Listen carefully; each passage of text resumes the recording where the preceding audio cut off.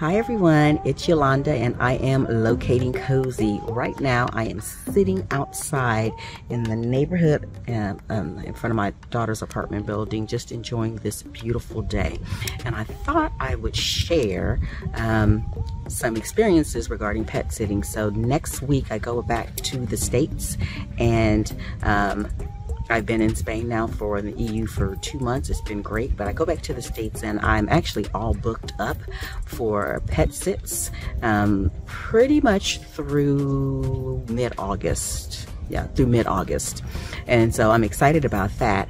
And it's been a great experience. One of the best things about it, besides, you know, being able to take care of pets while other people travel and stay in these great homes, is not paying rent. I don't have a rent. I'm not paying rent anymore. That's the best thing. Well, one of the great things about it, it's a major highlight. But I don't want to make it sound like it's all just super easy and there's never any issues, and all the pets and the pet owners are always wonderful and they never cause me any problems.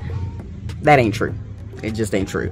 I've had 3 of all the pet sits so far, and I just started pet sitting in November. Was my first pet sit, Thanksgiving 2022.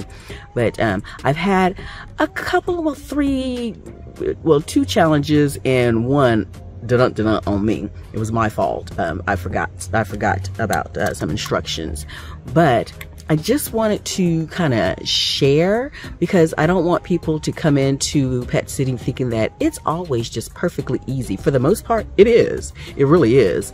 But there are some challenges.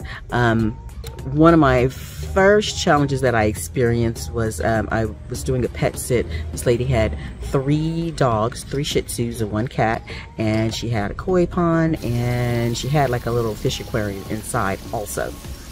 So the pet sit that I did with the 3 dogs and the cat and the koi pond, I got there, the owner was leaving, I guess about maybe 1 o'clock, and I got there about maybe 11:30, and she was, you know, running around doing a lot, you know, trying to get ready to leave because her flight was leaving in a couple of hours. So I wasn't expecting, I'm trying to think, I don't think that these 2 instructions were actually on the welcome guidebook that's provided on the platform, or if it was actually in the written instructions. But at the last minute, she had 3, and one of the Shih Tzus was at the groomers being, I guess, getting the being shaved and everything for their annual shave.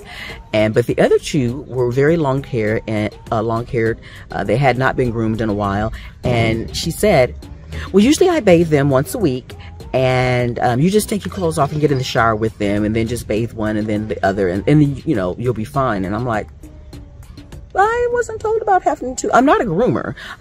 I've owned pets. You know, that's not the problem. I didn't have a problem with bathing the dog. It was just, one, they were long hair. I was really concerned about them getting their hair matted, since they had not been groomed in a while, and they needed to. That was something that I wasn't comfortable with. So it was just all in a rush, and I was just like, oh, okay, what? Okay, so I was just concerned about that. Wasn't quite comfortable. But the other thing was, she had this beautiful covered backyard. I mean, her patio area was like another room. It had, you know, furniture out there, and it was pollen season. And so she was saying, she's like, get the leaf blower and just blow the pollen off, you know, every few days. And I'm like, so here's my problem. I am not good with leaf blowers. I've had 2 experiences. I've had 2 experiences with leaf blowers, and they were both very comedic. And yeah, literally my neighbors were laughing at me because I was trying to, this was years ago, I was trying to get some leaves out of my yard, and I used one of the neighbors' leaf blowers, and it wasn't pretty. Just absolutely not pretty. So I felt like me trying to use a leaf blower to get the pollen in Texas off of her furniture and off the kids are getting out of school right now, so just FYI, but today's just a beautiful day. I did not feel comfortable using a leaf blower. And she said, you know, I also have the Roomba that, you know, she just kind of lets go around on her patio area and in the house. So I was like, I'll do that. Well, when she came back, what I like to do after each pet sit, I'll let them know, you know, I'm leaving your house, give you 24 hours to decompress. The next day, I'd like to get with you to see if there was any issues, any concerns or anything like that before you do the review. If I had any concerns, I just wanted to share, right? So I didn't hear from her for a while, and I had reached out. I only reached out like twice just to say like, hey, I just wanted to see if there's any concerns. And I didn't hear from her, and so I ended up doing my review. Now, my problem with the platform with Trusted House Sitters is that it's not like on Airbnb where one person can't see the other person's review until both have done the review. It's not like that, which I kind of see value in that, but that's not how the Trusted House Sitters platform works. So I didn't know. So anyways, I did her review, and you know, there was some other issues, some other slight issues, but it wasn't anything, you know, that I couldn't overcome. It was no big deal. But overall, the place was, you know, nice. It was a bit of a challenge handling 3 dogs, even though they were wonderfully, you know, they were really cute, cool dogs, and they all had their own unique personality. And the cat, there was no litter box because the cat used the doggy door and just went outside in the yard and did his business. So that was wonderful. No issues there. I didn't know that there was a problem until I saw her review, and she gave me a 5-star rating. Yeah, she gave me a 5-star rating. But then she put on there that she was disappointed because her house was full of pollen, which that was not the case. The backyard did have pollen. The landscapers did come one time during that week, and they did get all the pollen off and you know, did her yard and mowed and all that. But I did not use that leaf blower the following week to get the pollen off. In Texas, I wasn't doing it.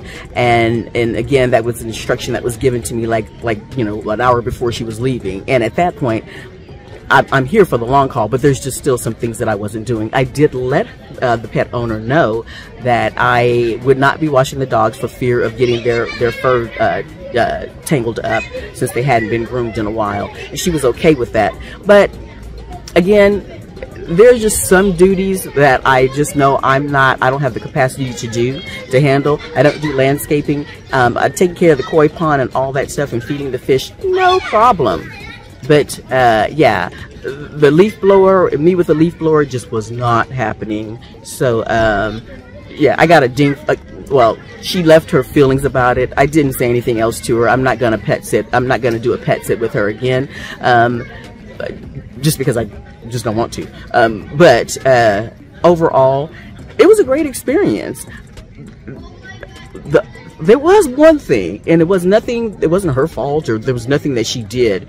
But I didn't realize when I accepted the pet sit, there were pictures of her place, which was a really cool, like whimsical kind of place. She kind of did things up very it was a Wizard of Oz. It kind of her whole home in the driveway was kind of very whimsical, and kids like to come by and check it out. But what I didn't know was and that I didn't really get a good picture of was when I came to her house initially. You go into her dining room, and there was this wall of masks that her and her late husband actually collected all these masks from their travels around the world, and it was a bit